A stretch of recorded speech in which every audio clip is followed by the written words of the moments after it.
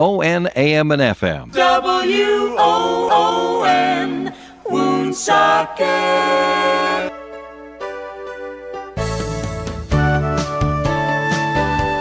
Good morning and welcome to Coffee Ann, the longest-running panel discussion show in American radio.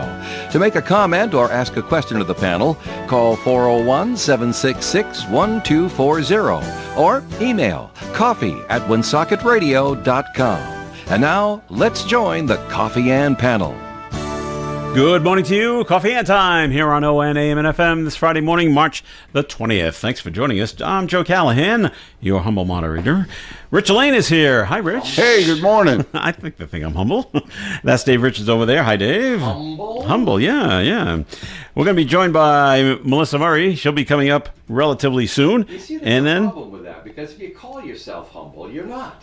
is that the way it works? Yeah. Oh, well, okay. You call me humble. It's like you say, I'm a quiet guy, and you're you telling keep everybody talking. how quiet you are.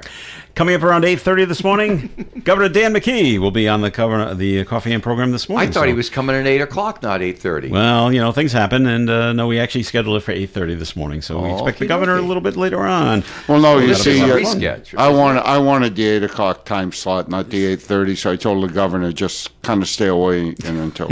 And he listens, And he listens to you. You did not. So there you go. All right, our first segment sponsor of the Coffee and program is the Northern Rhode Island Chamber of Commerce. And Dave, what do you see in your inbox from the Chamber? Well, I see, of course, a fun list. They call it the list from the Northern Rhode Island Chamber of Commerce. And by the way, the ladies will be back again in April. Yes. They're going to do it once a month because they're busy. They're going to come in April again. So I'll fill in the meantime. We have 6 years. Cheers to 6 years. March 24th. That's next week, right, Joe? It's the March what? March 24th. Is Tuesday. Is next Tuesday, right. From 5 to 7 p.m. at the Guild in Pawtucket.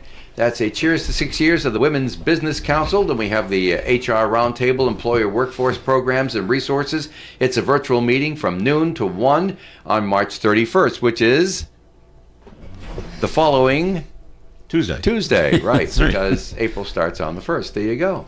And then we have a great customer-facing, great for customer-facing professionals. You want to get that. Yeah, I'm starting to get spooked out with that camera angle there. Are we good? I'm all right with it. Yeah, you're all right with it? It's really zoomed in a lot, Joe. So anyway, account managers, sales leads, entrepreneurs, and client-focused teams. That's better. Thank you. And you can register for that. That's coming up on April the 9th from 8:30 in the morning till noontime at the Kirkbrae Country Club. This is something you go to in person, and it's another one of those training things. And then legislative reception on April 14th. It's Northern Rhode Island Chamber of Commerce, 334-1000. You sure Thanks. that's not too low? All I can go is up and down. Yeah, right. That better? There it is. All right, fine. Thank you. All right, so we're going to Usually don't have to coach you in that. We're going to do some bridge work here in the city of Woonsocket. Yes. Bridges are gonna That's get why some I work talk funny. on. I need some bridge work. Yes. Privilege Street, Blackstone Street, Mill Street, Wood Avenue, and Diamond Hill Road have all been selected to begin work. First one is Privilege Street, and that will begin on May the 16th. And that project should last about 5 months, and then we'll move on to another bridge. So we're gonna keep fixing bridges, Rich. I'm not a Woonsocket resident, but my American Legion post, of course, is in Woonsocket. Now, Yeah. is that bridge? Are any of those? I don't know the streets, so. Are any of them Are near one you? of those that bridge that's between the factories and the American Legion post there? That bridge off to the side. See, Is I'm all is set that with one all. of them? I'm all set with all the streets except Blackstone Street. Is that Melissa's here? Melissa, Are you wanting to know where Blackstone Street is? no, Yes. I want to know Well, I that do. bridge between the American Legion post and the factories. That bridge that goes over the river. Oh. What street is that? That's, Is that one of those bridges? So rename them, please. We got Privilege Street, Okay, yes. Blackstone Street, Yeah. Mill Street, Wood Ave, Diamond Hill Road. Okay, no, it's not. No, well, they should add that one to the list because Wow. that bridge is a mess. Mm-hmm. I'm telling you, I went over it the other day, and there are more potholes there than. Yeah, but there's- I know it's like driving Mario Kart. Yeah, it's crazy. It's that bridge is But nuts. but it's not just one socket. Like it's everywhere. It's It's all, everywhere. all over the state, and it's But there's a difference, Rich, between the bridge being a mess and a bridge getting ready to fall down. true. And we're going to fix the ones that are getting ready to fall down. Well, I'm not. I'm no construction. That's not- I'm not a no construction expert, but we're not going to go there right now. Well, all right. Well, they're going to work on the bridges here in Woonsocket, so that's... If you hear me That's holler, nice. you'll know. So, let's see, what else happened? So, unfortunately, I guess he's okay, but a driver's been arrested following a crash in Providence that injured Rhode Island's Assistant Attorney General. Steve, is it Regine? Is that how you say his name? Eugene. Regine. Steve Yeah, Regine, Regine. yeah. The accident happened around 11 o'clock Wednesday night near Dave Gavitt Way. 30-year-old Antonio Cueva was allegedly driving at a high rate of speed without the headlights on Oh boy. or the proper use of turn signals at the time of the crash. And after striking Regine's vehicle, Cueva's car caught fire. Oh my gosh. Well, you really get the bad end of There this. you go. Yeah. He's facing charges that include driving to endanger, resulting in personal injury, and reckless driving.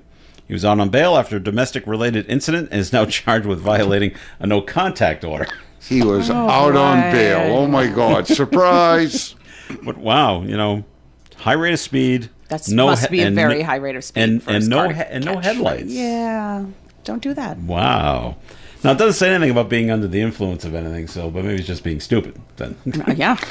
Maybe angry about the domestic. Who knows? maybe. Out on bail is always a line I love to hear at the end of stories.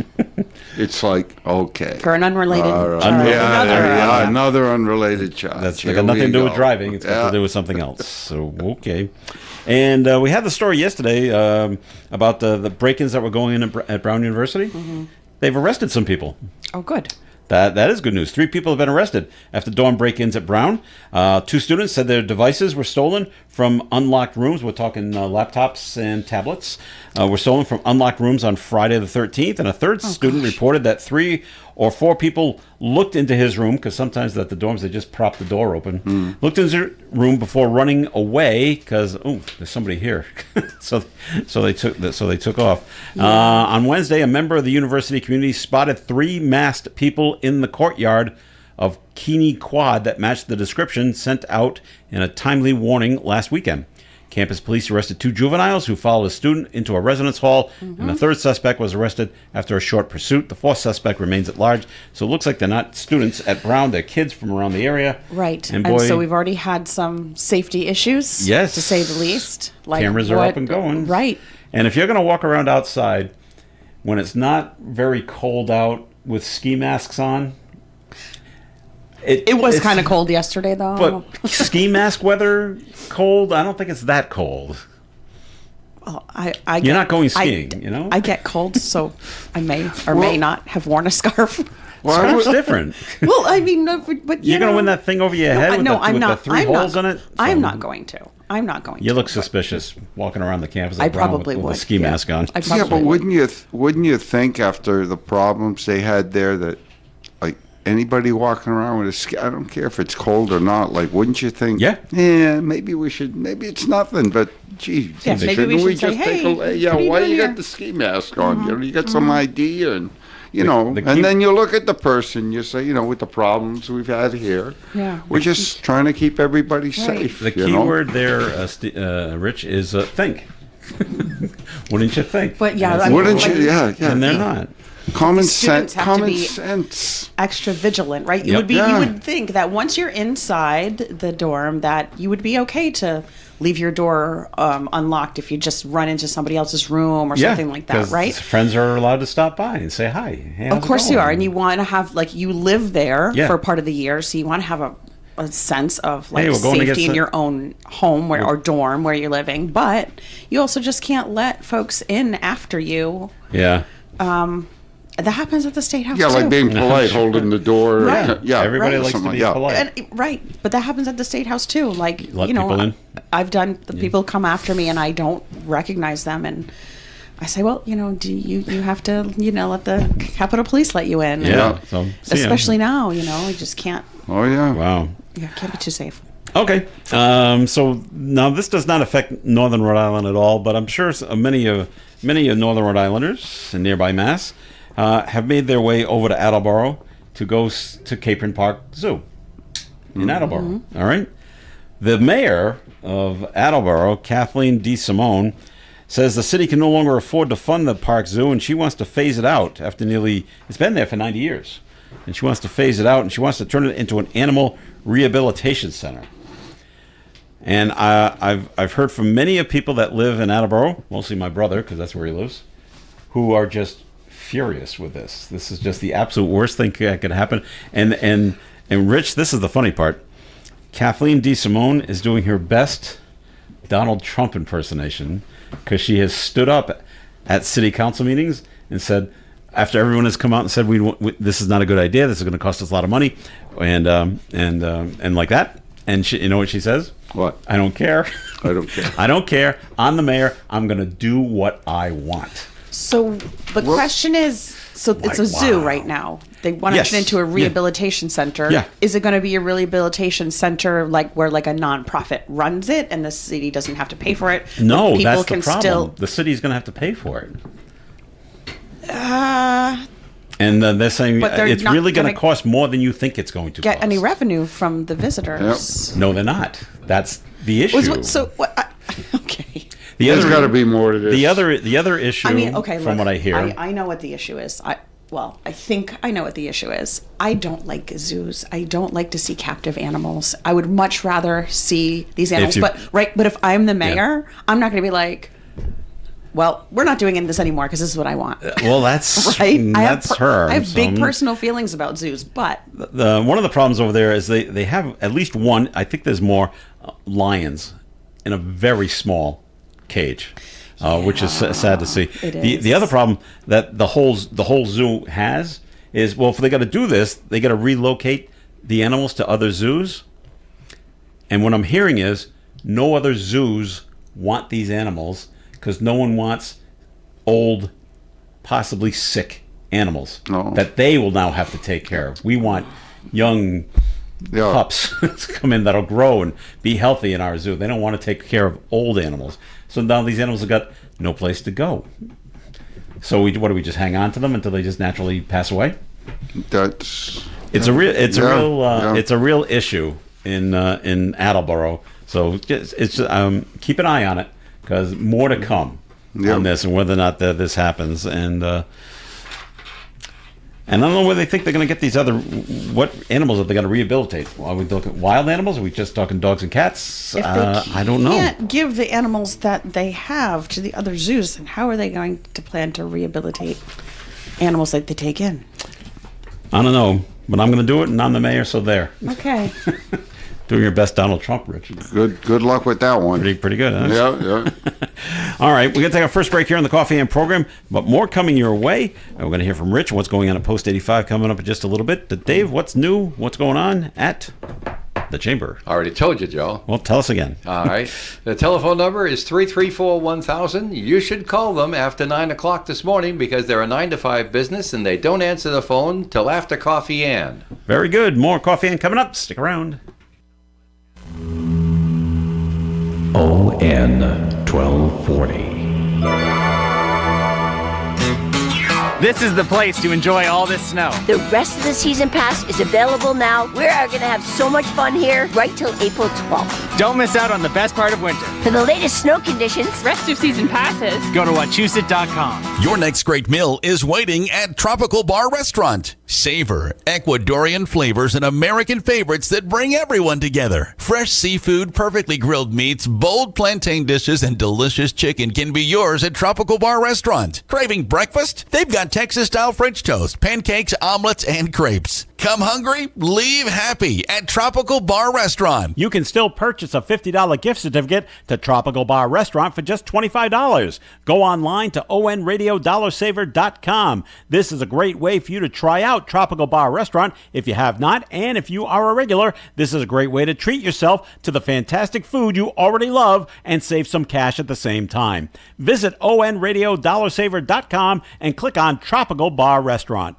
Tropical Bar Restaurant, 350 River Street, Woonsocket. The Coffee and Panel is enjoying coffee from Down East Coffee Roasters. All their coffee is roasted right here in Rhode Island.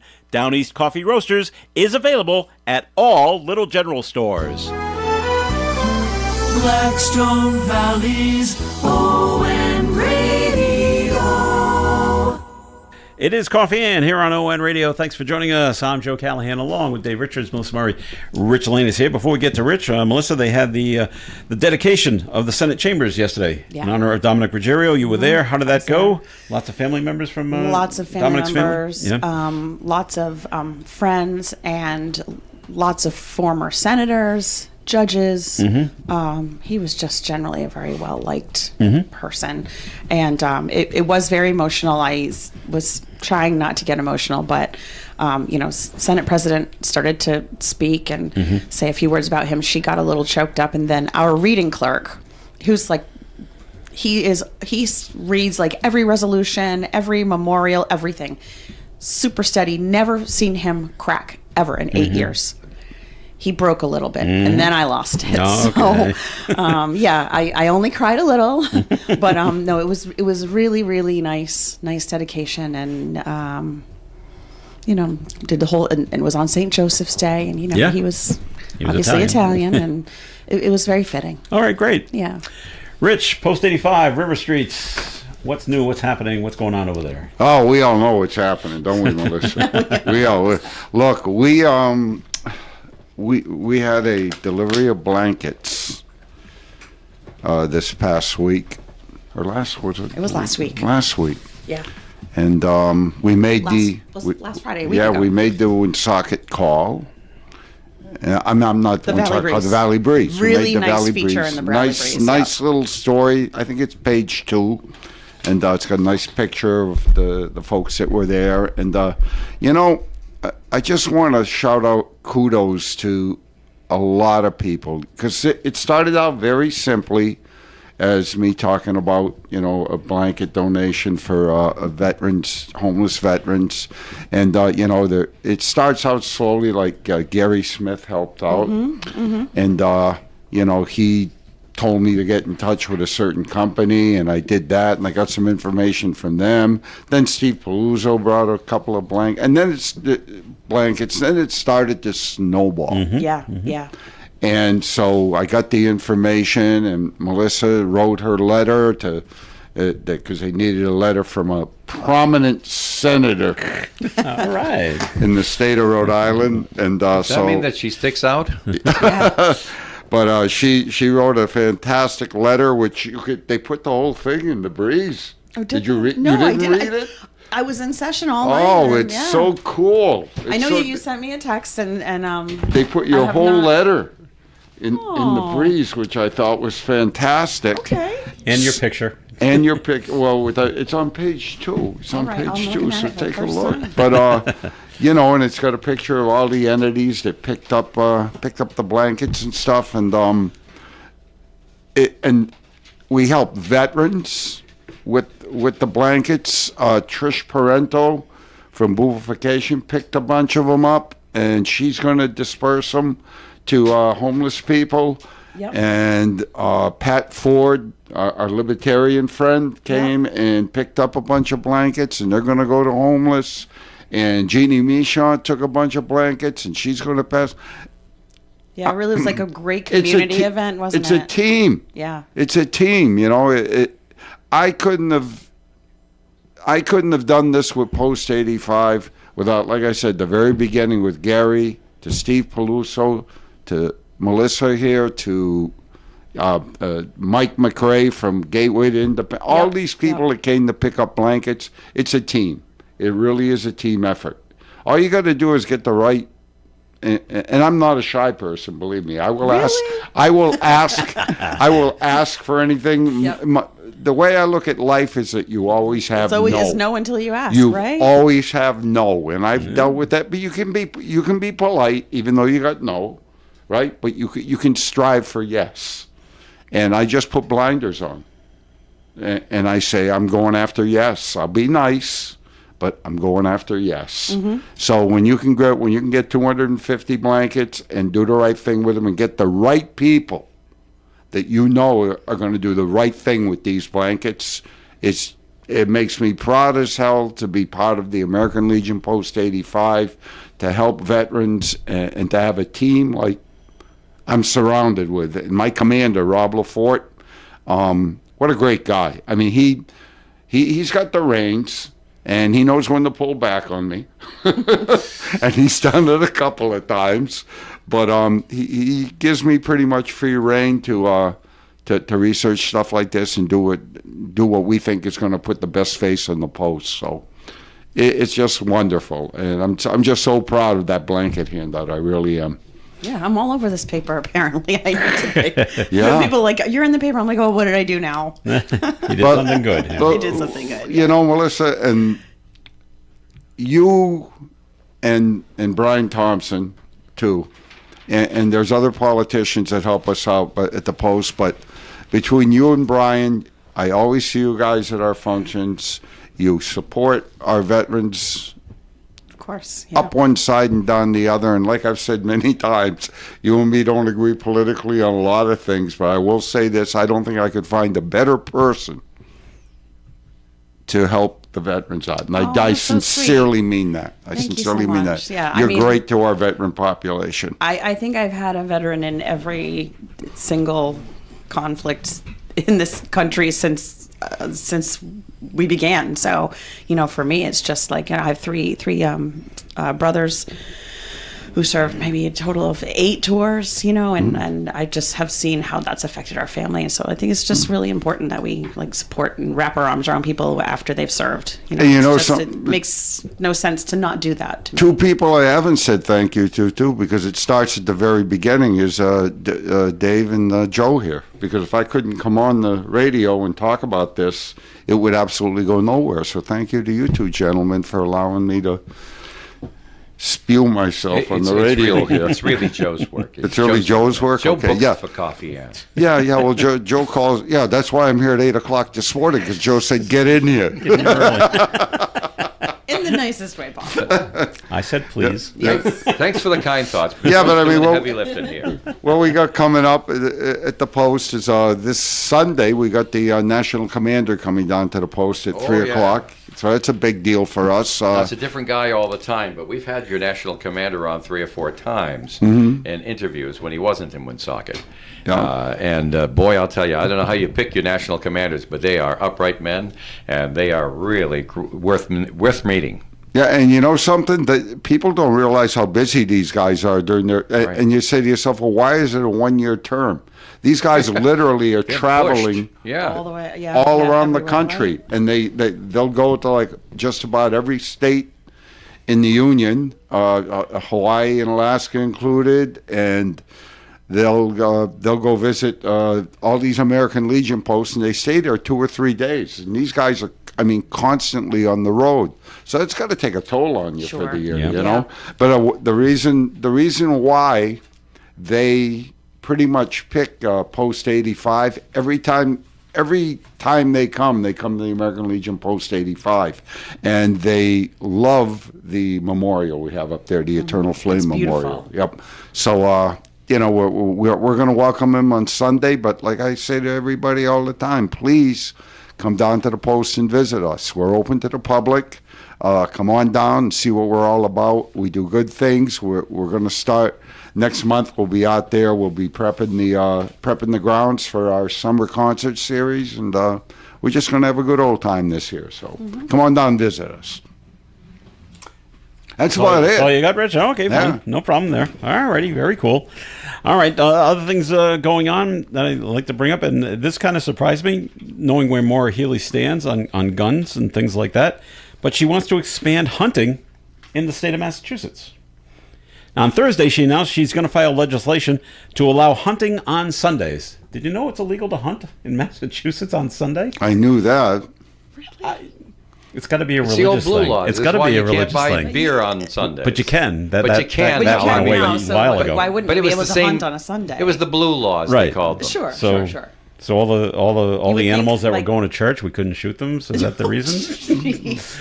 Anyway, that's what she wants. She wants that, and the bill would also expand crossbow hunting and reduce setback distances for bow hunting and falconry. If you know what Yes, your we know bow what hunting falconry is. It's using falcons. Yes, the Yes, majority. had one made by Ford in 1962. It was a fine car. The majority of feedback supported the hunting changes, Yeah. citing the need to modernize hunting laws to better meet wildlife management goals. Yeah. Denise wrecked it on a Yes. bridge. Did she? That's Yeah, too bad. busted up her knee. Without population management through hunting, overabundant wildlife can lead to forest degradation and other issues. Yeah, makes sense. So I didn't know they couldn't hunt on Sunday. I'm hearing. I didn't know that I'm either. hearing she wants to move the deer crossing signs so the deer won't Cross cross. there because they can't read. They- Now, what about Rhode Island? Can you hunt in Rhode Island on Sundays? That's a great question. I never knew that you couldn't hunt on a Sunday. I have no problem with hunting. Well, there's another bill to put in then, Melissa. Let's get rid of that. No, you don't need any more bills. Well, And not it's this past year the anyway. deadline, and no, well, no. I I got can- Something to think about for next year. I gotta mention one of the bills though that I saw the other day, and I actually contacted Melissa and said, I can't believe this is even real. I think it was in the House that somebody is filing a bill that if you were a member of ICE at any time, that you cannot be hired to do law enforcement in the state of Rhode Island. Okay. That's so prejudicial as far, but that's just my opinion. There's think it's ridiculous. bills filed all the time. It doesn't mean it's gonna pass. they're Yeah. going to I go know, anywhere. I Very know. small percentage of bills pass. I don't think these but are people that I'd like to sit down and have a beer with. Let's put it that way. I don't remember who the sponsor was, but yeah, I don't know. Okay. I don't know of any bill like that on the Senate side. Thank God. Yet. That's all. Yet. That's my opinion. That's my opinion. There you go. That's fine. Just my opinion. All right. We do expect Governor Dan McKee to join us, and he was supposed to be here for 5:30, but he's running a tad 5:30? late. 8:30. Did I say 5:30? Make it did, 8:30. But I guess they're running into some traffic on 146, so Not surprising, they'll be here no. about From 8:30, Cumberland? Would it be from 8:35. Well, he's 146? probably Yeah, I coming guess from it could be, Providence, so I don't know where he's come coming up from. Menton Road. No traffic there. True. But anyway, he will be here, so he's on his way. So this is happening in Boston. I'm sure there's a lot more to the story than what we got here in just this little paragraph. But a Boston police officer is being charged in connection with a fatal shooting. On Thursday, Officer Nicholas O'Malley pleaded not guilty and was released following his arraignment. He is charged with the death of Stevenson King, who was shot and killed while allegedly fleeing a traffic stop. This is the first time in over 30 years that a Boston police officer has been charged with manslaughter. Leaders of the department's largest union immediately expressed outrage at the charge. So we need more information. We need more information. A ton more yeah. information than what we got right here. I have a friend of mine that was a correction officer whose name is Stevenson King. No kidding. Yeah, and that's a pretty unusual name. Yeah. Stevenson King. I haven't heard from Stevenson in a while, and I sure gotta check when- up on this when I'm done. I don't call have a few the friends here. I don't have the date of when this shooting took place. Was it a month ago? Was it 2 months ago? Or Yeah, something like that? I, It's just that he was charged yesterday. I'm gonna have to call a couple Yesterday of pleaded my not guilty. correction officer buddies and Find out. Yeah, well, that's his name. So wow. So yeah, just from the story that we have, you pull a guy over, you get him out of the car, and then he makes a run for it. Why the cop shot at him? I don't have that information either. So, but it's just wow, this is bizarre. But then again, my Stevenson King, he wouldn't be the type of guy that. I mean, he's a great guy. He wouldn't jump out of his car, run away, or anything like that. No. So hopefully, it's a different guy. Well, I let's hope so. Let's hope so. Yeah. All righty. I ain't got a lot of friends. I can't afford to lose them. No, that's not true at all. Let's see. Who wants to take for the 9th year in a row? This country has been named the happiest country on Earth. Aruba. No. That's, Good. That's a good guess, though, Dave. One happy island is Probably on their license plates. One happy island. Denmark. Denmark comes in third. Okay. All right.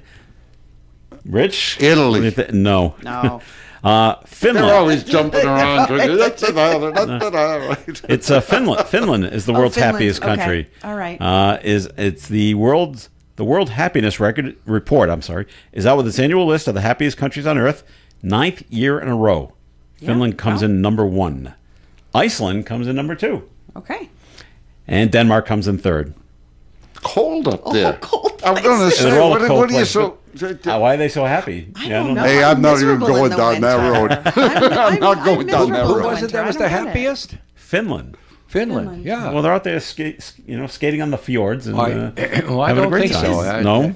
The Finns that I know Yeah? Are happy people? are all DX radio operators. They go off into the woods and they send us emails saying they can hear our Yes. Yeah, we've hear received some of WON, those through can hear you. Facebook AM Messenger. radio Yep, 1240. yep. They send us copious emails. They go up there Little for a snippets. week. Yeah. They drink for 6 days, and then they listen to the tapes that they made while they were drinking.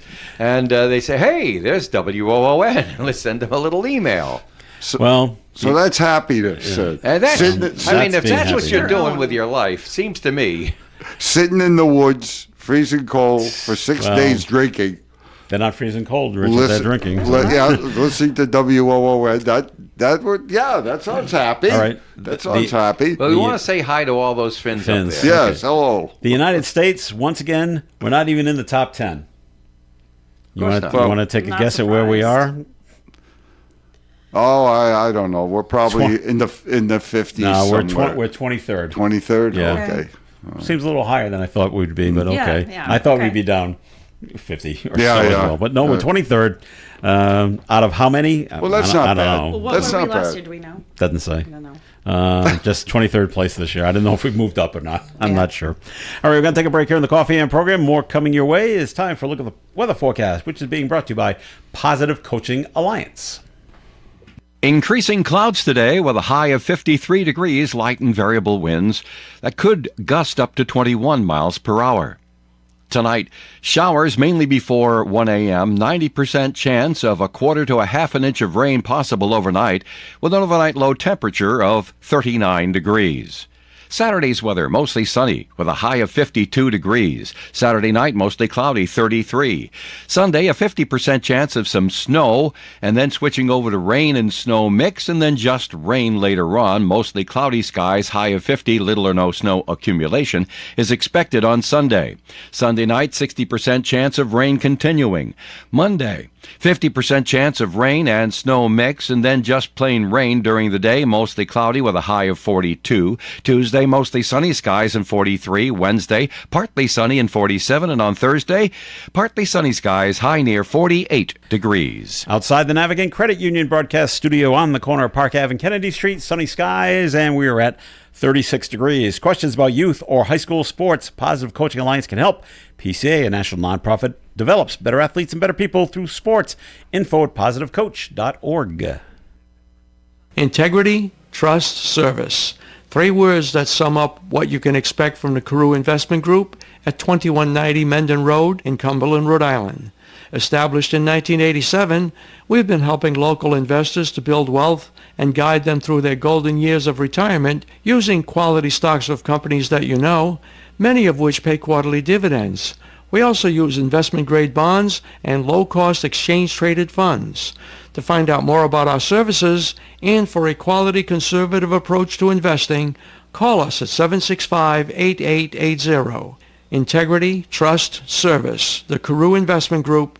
Securities offered through Bolton Global Capital, member FINRA and SIPC, and advisory services offered through Bolton Global Asset Management, a registered investment advisor. Wow! Can you believe Gators Pub is celebrating its 35th year in business? Maybe the key to Gators' success is our super friendly staff. Or maybe the fact that the chefs at Gators are constantly making some of the freshest and most delicious dishes around. If you've never been, come on down and check out our great lunch specials from Monday through Thursday. They also offer complimentary soup during lunch. Watch the Boston Red Sox on one of our many TVs while enjoying classic apps like fresh potato skins or our famous pita chips. Come watch a volleyball game and have a burger or one of our newest cocktail creations. Gators is located on Route 102 in North Smithfield, about 1 mile before Wright's Chicken Farm. Come say hello. Hey there, Blackstone Valley. Who's got the best burger, the friendliest service, the best spot in town? You decide. The Valley Breeze is bringing back the Voices of the Valley Awards, a community competition where you can nominate and vote for your local favorites to help determine the best businesses, people, and places in our area. Visit valleybreeze.com to learn more and cast your votes. Plus, you could win cash prizes just for participating. That's valleybreeze.com. ON AM and FM. Hi there, it is Coffee Ann here on ON Radio. We thank you for joining us this morning. Joe Callahan here, Rich Lane, Melissa Murray, and Dave Richards. And Dave, this portion of Coffee Ann sponsored by the Valley Breeze newspaper. Okay, fine. Oh, there I am. Just yell louder, okay? Yeah. What's going on with the Valley Breeze? Well, I'll tell you in a minute first, Joe, but we do want to say hello to Tuomo Vasala, M. Van Arnhem, Inari, Hakan Sundman, all listening in Finland. Our Finland friends. Yes. Well, on their little, let's see, they have Perseus SDR radios with a 2,800-foot-long copper wire beverage-style antenna directed to North America. That's what you need to pick up a 1,000-watt radio station several thousand miles away. That's awesome, though. But these guys have one on me, that's for sure. All right, let's take a look at the Valley Breeze here. I have in my hand the North Smithfield, Woonsocket, and Blackstone edition, where on page 2, you can hear the story was alluded to earlier in our program today. But Mara Hagen-Spath has got a story here about Rita Rose Geruso. She prefers to be called just Rita Rose, who, when I and my family and I moved to Pascoag in 1959, was already 26 years old. I was 4. And she's 103 this week. Wow. Amazing. My goodness me. And read all about it there in the Valley Breeze. Also, Corey Plant has a great story about Woonsocket Council advancing, outlining major road work. It's on our news story. Our news this today here on the air. So it's a very contemporary story. And May 16th is the date to remember. You won't be able to drive end to end on Privilege Street for a while, and you'll have to use Pond Street as an alternative there. All righty, phones out, yonder pouches in. Mara Hagen-Spath has the story about the yonder pouches in the Woonsocket school system. Then as we turn around to the Cumberland Lincoln edition, 15 doctors are set to compete with Dancing with the Doctors. Yes. Yep. That's clever. You're familiar with this? I'm familiar with. I know a couple of the doctors that are competing. Yep. All right. This is hosted by Dancing for a Cause in partnership with Studio One RI, Dancing with the Doctors. You can read all about it on the front page of the Cumberland Lincoln Valley Breeze. And if that's not where you generally shop, you can drop and pick up one of these here at the radio station while they last. And Lincoln is unlikely to host any World Cup visitors. You know, North Smithfield and Woonsocket, they got a training class going on. Excuse me a minute, I'll stop what I'm doing. The governor's just arriving. Dan, how are you? Come on in. I'm having a good day. Grab a chair right there. Good to see you. Good to see you, Dan. All right, have a seat. I'm just finishing up an ad for the Valley Breeze, a publication you're okay, I'll just listen in. Familiar with, right? I am very familiar with that. And the deal is that some towns, you only have to abide by health and zoning laws, like Woonsocket and North Smithfield in particular. And but in Lincoln, they actually have rules that prohibit using your homes as beds and breakfasts. Wow. And in Lincoln, it's not likely that they will be hosting any World Cup visitors because of the short-term rental rules on the books in the town of Lincoln. You can read all about it. Sophia Barr has the story in the Cumberland Lincoln edition of the Valley Breeze newspapers. Valley Breeze, free where you shop every Thursday. Very good. All right, Governor Dan McKee has joined us. Hey. How are you, Governor? Good morning, good morning. How was the traffic on the way in? It was fine. Fine? Oh, okay, good. Because I have a state trooper that helps get me in. Nice. What are the perks of the job? It's unbelievable. All right. One of the things we wanted to talk to the governor about, you don't know about this, but you've got a lot of pull in the state, right, Dan? Some days. Okay. Some days. So, well, depends where I am. We had the news story yesterday, and we've had people talk about it, and it's the renovations that are going on at T.F. Green Airport. Right. And the sailboat is not there because they're working on the floor. Yes. And they the piano's still there, though. Okay, that's good. Yes. But we want the sailboat to come back. And the news story said they don't know what's going to happen to the sailboat after the floor is done. Right. So we need you to talk to people and say, we want the people at ON Radio want the sailboat back at the I will airport. make the call. You want me to make the call right now? Well, not right now. To the airport corporation, right? Yeah. Yes. So they'll make the decisions for the building. I'll call the chair of the airport. There we go. We want the sailboat back when it's ready. I will take care of that today. I don't All know right. about take care of it today, but I will take care of. You can get the ball rolling. Yes. Yes. All right. Perfect. I'll let them know what you're thinking about. Please. Okay. The first thing right off the bat is you want to give us an update, not an update, but a wrap up really of how things went statewide after the blizzard hit, and your thoughts on how it all went. Now we got the blizzard of 26. Yeah. Yep. I was hanging around the blizzard of 78. Oh yeah. Me too. And different time frames, but I think that the state did a strong job. I was very pleased with the work that the state did, and they met their capacity. The local communities, really were at it in a way that I think was really pretty commendable, but they need a little help. So I brought in people from Vermont, people from Pennsylvania, through their governors, through Connecticut, Maine, and we helped distribute those assets all around the state of Rhode Island. So They did. I think that worked out very well. I always thought that when you get in those things, safety is the absolute top priority because the snow is going to go away. But during the time that it's there, if you can't get to people's houses or the business, then you're risking certain safety issues, right? So I think that all in all, I think you can chalk that up as a good experience. Well, the state did well, but certain municipalities were overwhelmed, and then the state stepped in to help.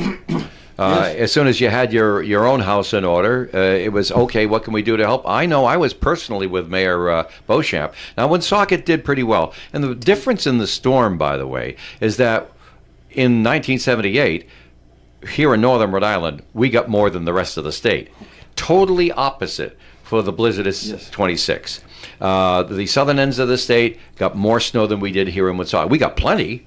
We got 3 feet of snow, but I mean, they got more and it drifted worse, and it was very, very difficult. So, but I was with the mayor when I got a telephone call where they were saying, okay, we're finishing up in Cranston. Do you need us in Woonsocket?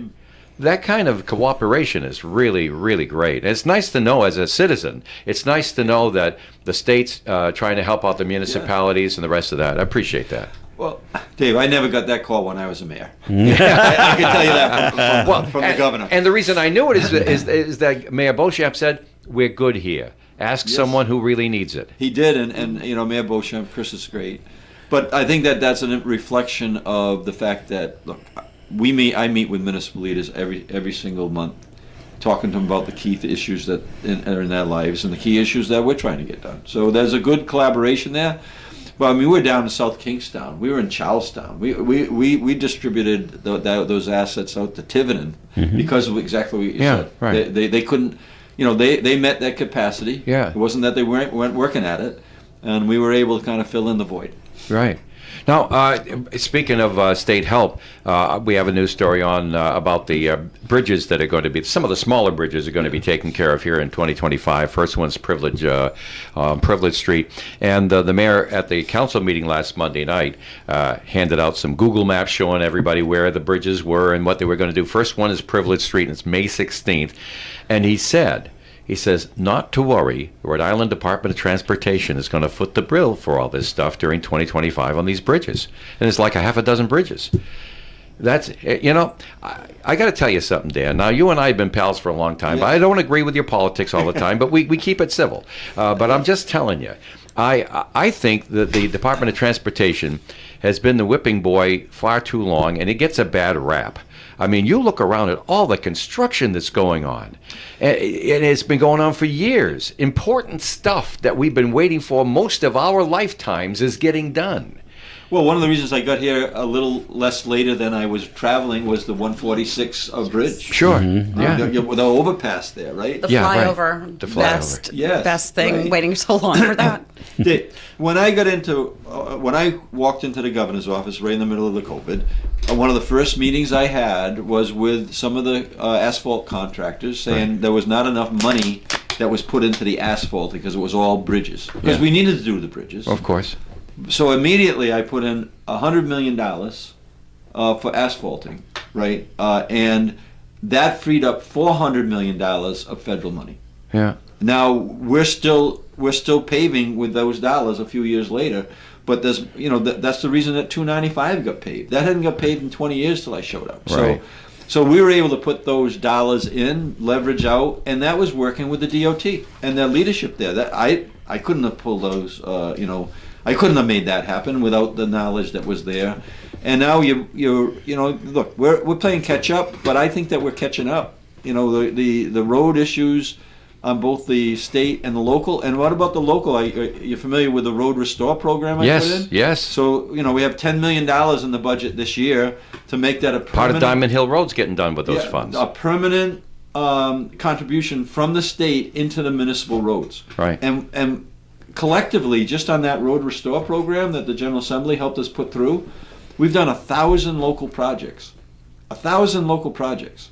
So I think that is starting to pay off. A lot of the stuff that comes out on rankings and that type of thing it's not fresh. It's maybe 2 years old. It might be a year old. We're making progress in that area because I made that a priority, but I also made a priority to work with the municipalities being a former mayor. I know that help and assistance on that Road Restore program, Dave. 39 communities, all 39 communities participated in that program. Nice. All right, we're going to take a break on the Coffee and program. More coming up with the governor. This segment of Coffee has been sponsored by the Valley Breeze newspaper. OM 1240. Hey there, Blackstone Valley. Who's got the best burger, the friendliest service, the best spot in town? You decide. The Valley Breeze is bringing back the Voices of the Valley Awards, a community competition where you can nominate and vote for your local favorites to help determine the best businesses, people, and places in our area. Visit valleybreeze.com to learn more and cast your votes. Plus, you could win cash prizes just for participating. That's valleybreeze.com. Transforming a house into a home, your home. That's what Cumberland Kitchen and Bath Design Center can do for you. Kitchen styles for 2026 will feature warm, earthy neutrals mixing natural wood with modern finishes and blending different styles like transitional and contemporary. Key trends include moody color palettes, custom storage, natural stone, and sleek, minimalist hardware. Talk to Kevin and his staff at Cumberland Kitchen and Bath Design Center showroom in the McDonald's Plaza, Mendon Road, Cumberland, just off Route 295. Visit cumberlandkitchen.com. Hi, this is Melissa, and here's what's happening in the Valley. Enjoy karaoke at Club Lafayette, hosted by DJ Pauly of Soundstream Entertainment, this Friday and every Friday from 8:30 to 11:30 p.m. at Club Lafayette, 289 Aylesworth Ave in Woonsocket. This event is open to the public. Do you have an event you'd like to share? Email us at events@woonsocketradio.com. We are local and live at 99.5. Coffee In here on ON Radio. Thanks for joining us. Joe Callahan here, along with Rich Lane, Dave Richards, Melissa Murray, and Governor Dan McKee is with us. And on to other subjects to talk about with the governor. Let's talk about line item veto. This is something you want. You want a constitutional what executive amendment. hasn't asked for it? Well, you I'm want the Rhode first Island one to to decide ask on for it. it in the budget. Oh, there you go. Along with the the affordability of all, let's get rid of this a plan on the Social Security tax. Let's get rid of that. There's 10,000 people that are paying a Social Security tax that are between the ages of 62 and 67, and their income could be relatively modest, and yet they're still paying it. Let's get rid of it. And then a child tax credit, the issues that I think that would go very well. The line item veto is in there because we're one of there's maybe 5 or 6 states that doesn't have some form of a line item veto for the governor. So right now it's you sign it all, or you just reject it. Yeah. I'm not expecting a lot of fanfare on that one. Take it or leave it. Take it. Well, but I hope that we're Melissa's on our staff, and she has a part-time job down in Providence, which brings her some notoriety. So, Melissa, what are you hearing on the Senate floor regarding the line item veto? Does it have a chance in the Senate? I'm not really sure, and I will say this: I was real tuned into this lot more budget items when I was on finance for 6 years. Right. Now I'm chair of HHS, which is a whole nother. Oh boy. Another hot potato. Whole nother thing, right? Especially right now where things are so tough, and we have a shortage of primary care physicians. And no, I haven't really heard anybody talk very much about the line item veto either way. Okay. But I think as we get closer to the end, I'll probably, that at least if there's a lively debate. I'm sure there will be a lively. You There's hate to always see things like this that are that important get buried. No, there's always a lively debate. There's never a lack of debate. The House likes to debate on the floor. The Senate likes to debate, more behind the scenes. Kind of pretend that we have more decorum on the floor, but those discussions absolutely happen. They just maybe don't always happen on the floor of the Senate. All right. I put it out there to put it on the floor. It makes a lot of sense to do it. Other states have it. There's certain forms of that. But I'm really focused on this Social Security, the child tax credit issues, and the energy. My God, I was at a meeting down in Newport the other day with a number of seniors. Is anybody worried about their energy bill? Every single hand went up. Everyone. And we've proposed in the budget to say, look, we can provide $1 billion worth of savings over the next 5 years. And we also got to be realistic that the current administration in Washington has changed the ball game relative to many things. We fought the offshore wind, and we were able to win twice in the courts, and now that's starting to gear up. But you got to put 13,000 electric vehicles on the roads a year to meet those energy emissions things. There's only 500 electric vehicles on the lots right now. People have no idea what the cost of all this, isn't it wonderful ideas are to our children and our grandchildren. They have no idea what it's going to cost. All the sustainable wind farms, great. They cost a whole lot of somebody else's money right now, but it's going to be all of our money to maintain them, and they are in the most hostile environment you can put a generator. Well, the Revolution Wind's going to help us, Dave. Okay. That's at less than 10 cents a kilowatt. We're paying more than that right now. Yeah. And it's going to feed in to the grid, which sometimes we don't have the capacity. Right. So that's going to be a positive thing. I didn't say yes to a proposal that was significantly higher, but that makes sense. But we got to figure out this, a strategy all in. But we also got to live in the reality that we're dealing with right now, right? The cost is going up at a rate that we need to help contain and control. The proposal we put in, and we're always willing to negotiate. We've got to do something on energy costs, right. And I'm telling you right now, that is like a absolute with me in this budget. All right.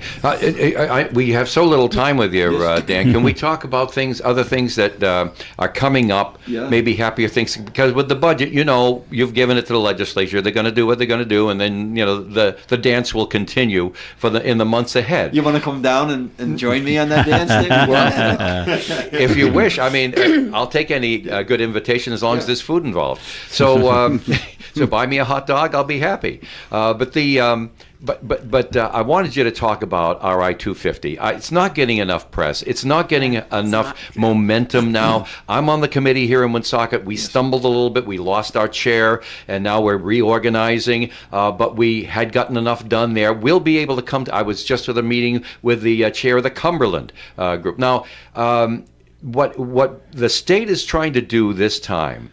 And we were both around for RI 76 back in 1976. But what the state's trying to do this time is to let all the communities decide how they want to celebrate, which is great. That's not how it was back in 1976. And I think it's so wonderful. But how is that coming to fruition? You can see more of the state than I can. So Secretary Maury's doing a really good job in this area. With the funding that we have. I'm going to be at an event down in Westerly on Saturday because they're doing exactly what you just said. So they're going to have a 250 event there. I think that there's multiple things that are happening, and they're going to happen, and it's going to be really healthy. And then we're going to have accumulation. I hope that at the end of the deal, we finally have put in a history museum in the budget on the ballot. Right. If you don't do it in the 250th year, that's going to be something we're going to rally behind if that gets out on the ballot. And then we have the original Declaration of Independence. There's 13 documents in the world, which is probably the most important document ever written relative to equality, freedom of speech, and all that type of stuff. Right? We got it in the mothballs. Right. We're going to have we propose on the ballot, and Secretary Maury is really leading the charge on it, and I'm helping. I'm supporting it. the whole issue. Let's celebrate this 250 in a way that we all can really be proud of. I think the local celebrations, wherever there's a local celebration and I get invited as governor, I'm going to go. That's why I'm going down the Westerly and celebrate this. And then in the end, in November, if we get that history museum or whatever you want to call it, I hope it has a good name. Let's rally behind that and have a lot of pride, not only in Rhode Island but in our country. But Rhode Island's one of the first 13. We need to actually celebrate this in a way that no one else celebrates this in the country. We're the original. Well, we were first. We were the first. We were the first to renounce our allegiance to the crown. May 4th. And also, look, we don't have independence in that war of independence without General Greene. Right. It was obvious. I don't know if you ever caught Ken Burns when he was here. I brought Ken Burns here, right? And he was like standing in our stateroom, and you have a one-of-a-kind picture to your back. Yeah. George Washington. One of a kind. Did you take him over to the east side where the vote was actually taken? Huh? No. Did you take him over to the east side, to the old State House? Oh, yeah. Oh, gosh. You get goose flesh walking in there. He was, and when he walked into our State House, he just said, "This is the most beautiful State House I've been in." So, it is really beautiful. Yeah, this is really a moment. This is a moment for us not to lose. Right. And I like the idea of all these local communities celebrating it, but I think our state, this is a moment of pride for our state, and hopefully that we really get a big positive boost on it. And you mentioned, that we have one of 13 original signed Declarations of Independence. We own that, as a state. And it's not anywhere where it can be appreciated. And that's what he was just saying. It's in mothballs. It's right. So many people don't know this. Wouldn't it be great, when you're going to the ballot box, wouldn't it be great for us to have a place where everyone could go and see these artifacts and many more that are historic, that are just in boxes, right? Because we don't have a place to properly. And Secretary Moore is really the good person to lead. He really is. He really is. He's a history teacher. Right? Yeah. And when he gets up, he really talks. I'm kind of the amateur history guy. Wouldn't it be a great place to take classrooms of kids to say look, we're teaching this, but here's the real deal, and it's right here and it's accessible to everybody. So when I'm talking to the secretary, I'm saying let's talk about the features of our past, but let's talk about what we're doing today, and let's talk about a vision for the future. That area that could get built could be these places where you could actually build all of those things into that one place. And people will come. People will come as well, Senator. They will. Right to the state. Right now, what I did on the airport. We talked about the airport below. I'll talk about the sailboat. That's right. I'll give that call as soon as I leave. I did like the sailboat too, by the way. But the piano's still there. The guy, every time I walk through, the piano's he's still really playing. great. He's wonderful. I go up and I give him a little He's tip. great. But yes, the airport right now, there was no destination marketing when I showed up into that airport. I worked with the General Assembly, and we put destination marketing in, and we're up 6% now year over year. And they'll come even more to our state and spend their dollars. But it's important to preserve that history. It's so important. Thank you. Yeah. I think this is the year to do. And in the 250th, like you said, Dave, let's celebrate this in all 39 cities and towns. Yeah. And I'll tell you, if it gets on the schedule, I as governor, representing all the people in the state of Rhode Island, I'll be here. All right. I'll be here in 1 second. I'm looking forward to what comes up there. It doesn't even have to be a big deal. It's just got to be tell the story, gather people together, and have a source of pride. Wow. You must be so happy, Governor, on another note, it's the second year for the Rhode Island FC, for the football club in Pawtucket. They had such a good opening inaugural season, and we're coming into the second season now, and things are looking really good there. It's another good win for Blackstone Valley, and I did say I wasn't going to turn my back on Blackstone Valley. I'm up here in Woonsocket all the time. We're working in the the education center right now.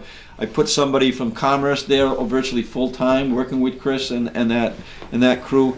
But Pawtucket needed a shot on the arm, and it is giving it. And so when we build, and it's all so the stadium's there, and then you're going to have this pedestrian bridge over the water that's going to attach to about 400 extra parking spaces. Parking spaces, but also housing units. Yeah. And then those housing units are going to start rolling into the downtown area. So that was a big deal for our state, a big deal for Pawtucket. But you're right. people love soccer.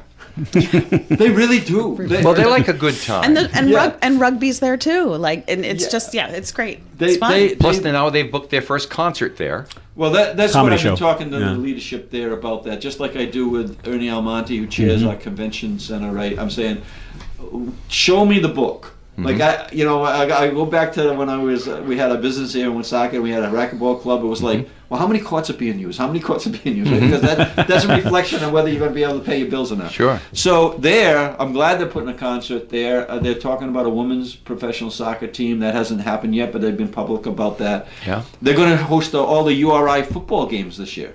Oh yeah, that's great. Right? Wow. Because because of the construction. The construction, and that's another thing I did. I made Rick, CCRI, and URI top shelf in terms of interest. Well, you can't do it all, but you certainly seem to be trying. Well, you do your best every day. And on top of this, you're going to have to run for re-election again, like everybody. Oh, I don't even want to talk about that. Yeah, I know. It is. I was going to ask how's it going with the re-election. Campaigns are the price you pay for the work you want to do. So Yeah. I'll leave it at that. I suppose so. Well, I won't get outworked. So. I think that what we're doing is worth the fight. I think it's worth a fight worth winning. I think it's really important to Woonsocket that I'm governor. There's no one knows Woonsocket better than me that lives outside of Woonsocket. Right. And no one has a sense how important Woonsocket is to the state of Rhode Island. And I get that because of all the years I spent here. Right. I did the milk fund. I did this. I did that. Sure. Right. So I know how important this community is, and I also know how difficult some of the things are to overcome. That's why we're focused on raising incomes in every household. And I dispatched a person from Commerce that's here right in Woonsocket, Right.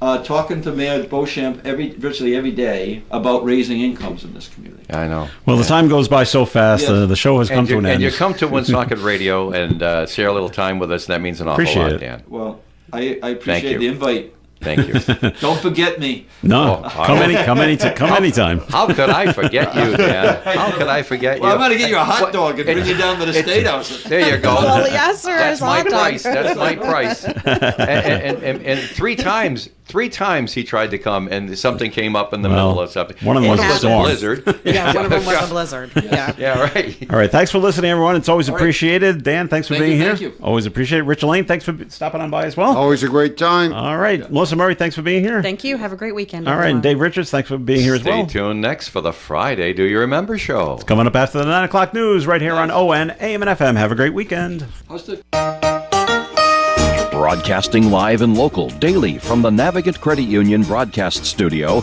at the corner of Park Avenue and Kennedy Street. This is WOON Woonsocket Radio. And now,